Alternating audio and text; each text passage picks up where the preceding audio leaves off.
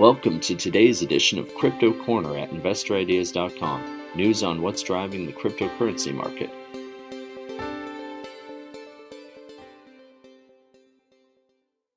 Hello everyone, this is Sam Mowers here. Welcome to episode 858 of the Crypto Corner podcast.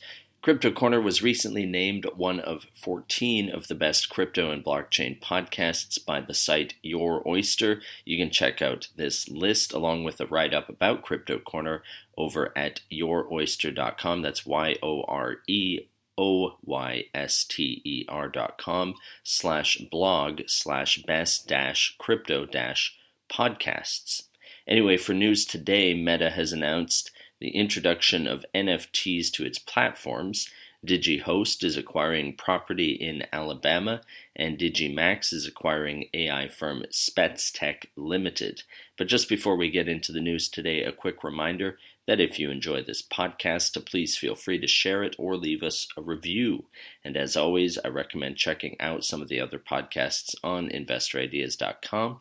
This includes the Cannabis Podcast, the Clean Tech and Climate Change podcast, as well as many others, all of which will bring you up to speed on the latest stock news and trends in their respective spaces. Right, so Meta Platforms Inc., which trades on the NasDaq under the ticker META, of course formerly Facebook, has announced the addition of new ways for creators to earn money on its platforms and the expansion of its testing of digital collectibles such as NFTs. Now, this will include specifically the introduction of NFTs in Instagram stories with augmented reality platform Spark AR.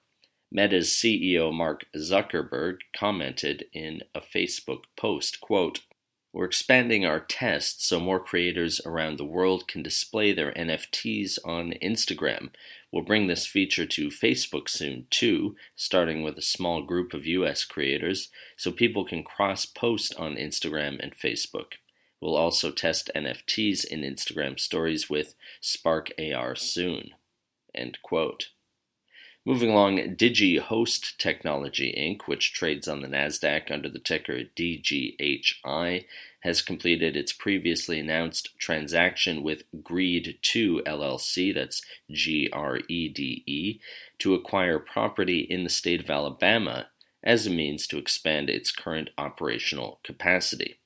Now, the company plans to immediately start construction and developing the facilities in Alabama to bring the property to a hashing capacity of 28 megawatts by the end of the third quarter this year and a total of 55 megawatts by the end of the first quarter of 2023.